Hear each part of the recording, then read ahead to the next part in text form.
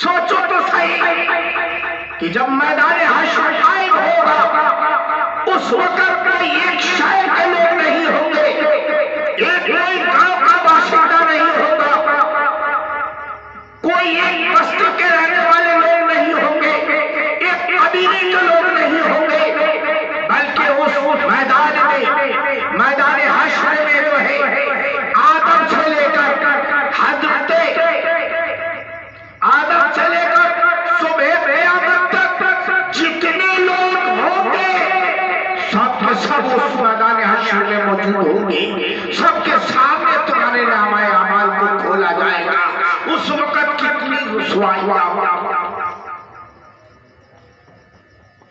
ये तो अल्लाह का रब तबारक व तआला ने हमें और आपको अपने हबीब के सदक़े में ईमान की दौलत नसीब फरमाई।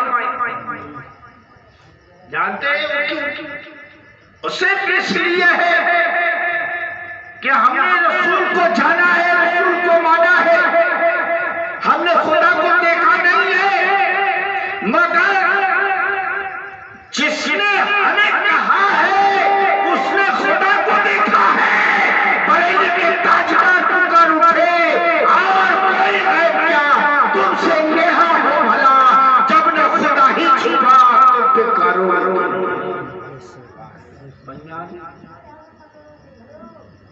दो आए फरिश्ते, कितने आए? दो।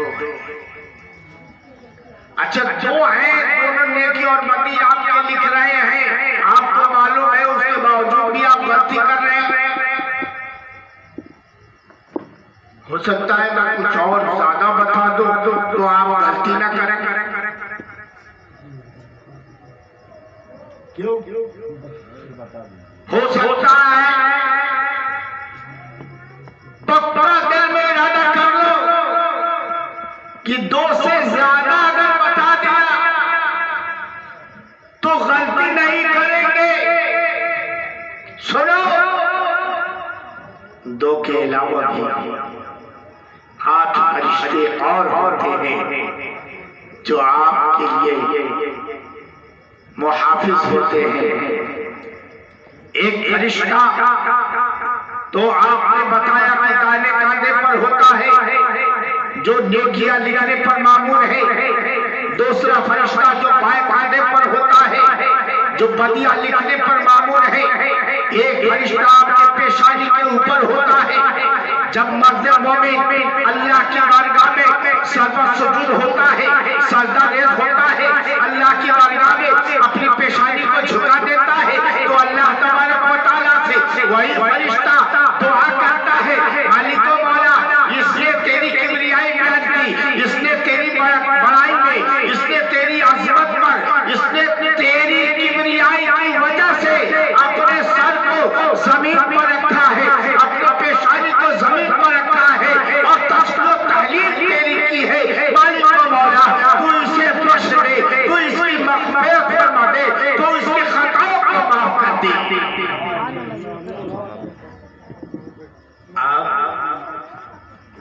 जब कोई शख्स ऐसा नहीं करता,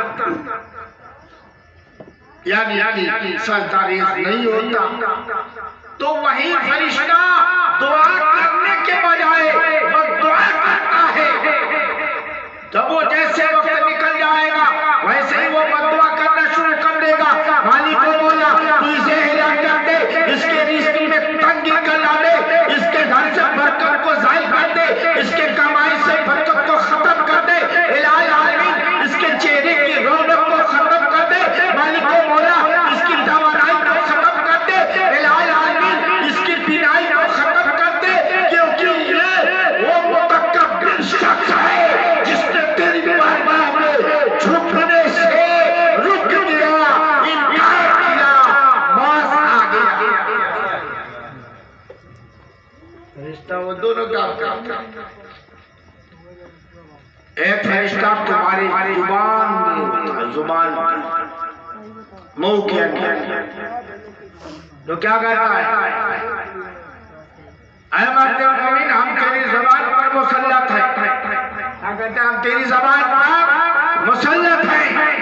भी बोलना सच बोलना, जब भी बोलना बेहतर बात बोलना, जब भी बोलना अच्छी बात कहना, जब भी तुम गुफ्तगू करना बेहतर गुफ्तगू करना, कुरान और हदीस के बारे में बयान करना, मुबाह बातें बयान करना, मगर हराम बातों से परहेज करना, चुगली से परहेज करना, गीबत से परहेज करना, फाश गोयाई से परहेज करना, नाते नबी तो पढ़ना मगर गाना मत गाना, कुरान मुकद्दस की तिलावत तो करना मगर भजन न गाना, कुरान की तिलावत तो करना मगर किसी अहले गैरे की किताब मत पढ़ना, कुरान की तिलावत करना मगर अखबार मत पढ़ना। ये वो फरिश्ता है जो तुझे अच्छी बातों की तलकीन करता है और अच्छी बात बोलने के लिए तुम्हें आमादा करता है। कितने हो गए? चालू है? जाओ दूठो और मत। एक फरिश्ता तुम्हारे आगे होता है, क्या होता है? आगे आगे चलता है। या अल्लाह, मैं तेरे इस महबूब बंदे के आगे आगे चल रहा है, शैतान से हिफाजत करता है, शैतान आता है धक्का मार के किनारे कर देता है, वो भी शैतान हट जा, ये मोमिन जा रहा है, ये कलमा पढ़ने वाला जा रहा है, ये मौत का दामन पकड़ने वाला जा रहा है, ये नबी का कलमा पढ़ने वाला जा रहा है, ये कुरान पढ़ने वाला जा रहा है, ये मस्जिद के तरफ जा रहा है। ऐ शैतान, तू इसके सामने से हट जा, इसके सामने से वार न कर, बल्कि हम इसकी हिफाजत के लिए तैनात हैं। अगर तुझे इसके ऊपर वार करना है, इस मर्दे मोमिन पर वार करना है, तो सबसे पहले तुझे मुझसे टकराना होगा, सबसे पहले तुझे मुझ पर वार करना होगा। लिहाजा वो सामने वाला जो फरिश्ता होता है वो मर्दे मोमिन के सामने से हिफाजत करता है। एक फरिश्ता कहाँ होता है? पीछे होता है। कहाँ? पीछे। दुश्मन पीछे से लिया कर वार करता है। एक फरिश्ता पीछे होता है, पीछे से उस मर्दे मोमिन की हिफाजत करता है। दो फरिश्ते और बता। एक फरिश्ता ऊपर वाले होठ पर होता है और एक फरिश्ता नीचे वाले होठ पर होता है।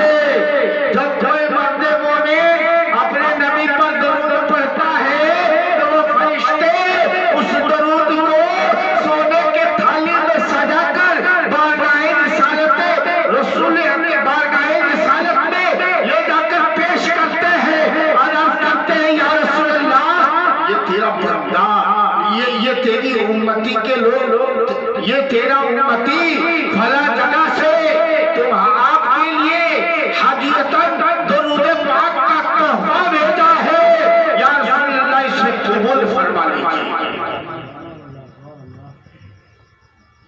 ये 10 फरिश्ते होते हैं, 10 फरिश्ते ये इंसान की हिफाजत करते हैं। अब मैं आपको एक चीज बताऊं कि अगर कोई दुनियावी शख्स बहुत ही पावरफुल आदमी है और उसके आगे पीछे 10 बॉडीगार्ड हो, क्या कोई उस पर हमला कर सकता है? कोई उस पर हमला नहीं कर सकता है, मगर अगर खुद वो किसी गाड़ी से टकराकर मरना चाहे तो कोई बॉडीगार्ड उसे रोक भी नहीं पाएगा। खुद वो जहर पीना चाहे कोई बॉडीगार्ड उसे बचा भी नहीं पाएगा। खुद वो गलत काम करने पर आमादा हो जाए तो कोई बॉडीगार्ड उसे बचा नहीं पाएगा। खुद को अपने हाथ से गोली मार ले, कोई बॉडीगार्ड उसे बचा लेगा क्या? नहीं। यही मिसाल मुसलमानों आज तुम्हारी है। 10 बॉडीगार्ड अल्लाह ने तुम्हारे आगे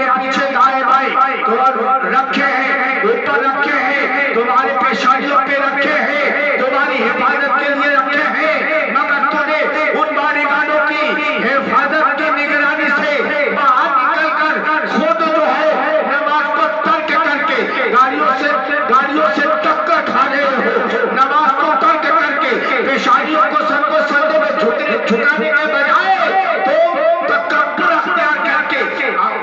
तकब्बुर अख्तियार करके बेहयाई के आगे गड्ढे में गिरने पर खुद आमादा हो।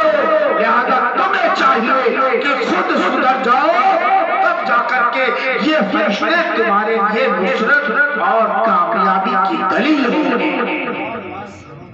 मालिक मौला से दुआ है रब कदीर उन फरिश्तों की बदौलत हमारी हिफाजत फरमाए और हमें बेहतर अमल करने की तौफीक अता फरमाए और हमारी परेशानियों में सजदे की तड़प अता फरमाए, क्योंकि ये पेशानी हर नबी की जमीन पर छुई। हमारे और आपके आका जनाब मोहम्मद रसूलुल्लाह सल्लल्लाहु तआला अलैहि वसल्लम किस दिन आए? सोमवार। किस दिन आए? इतना तो जोर से बोलो भाई, पैदाइश याद होनी चाहिए। किस दिन आए? तारीख कौन सी थी? 12 महीने कौन सा था? रबीउल अव्वल।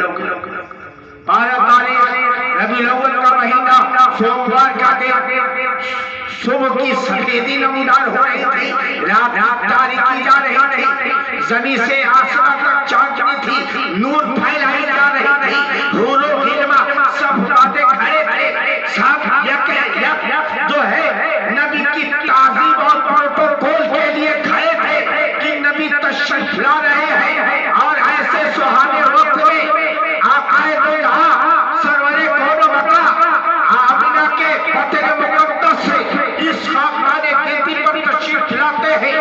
पूरी हुए जमीन पर, जमीन से आसमान तक तमाम चीजों को सजा दिया गया है, बारौनक कर दी गई है और फिजाएं बुलंद है, अस्सलामु वस्सलामु अलैका या रसूलल्लाह की सदाएं बुलंद हो रही है और आपका तशरीफ ला रहे हैं। अब सुन्नियों का अकीदा यही है कि जब हम नबी का जिक्र कर लेते हैं, अल्लाह की हम्द कर लेते हैं, नबी के हवाल बयान कर लेते हैं, मिलाद पढ़ लेते हैं, नबी के मिलाद पढ़ने के बाद खड़े होकर उसी नबी हाशिमी पर सलाम पढ़ते हैं और पूरी हुरो गिरमा की सुन्नत अदा करते हैं, फरिश्तों की सुन्नत अदा करते हैं और खड़े होकर के सलाम करते हैं।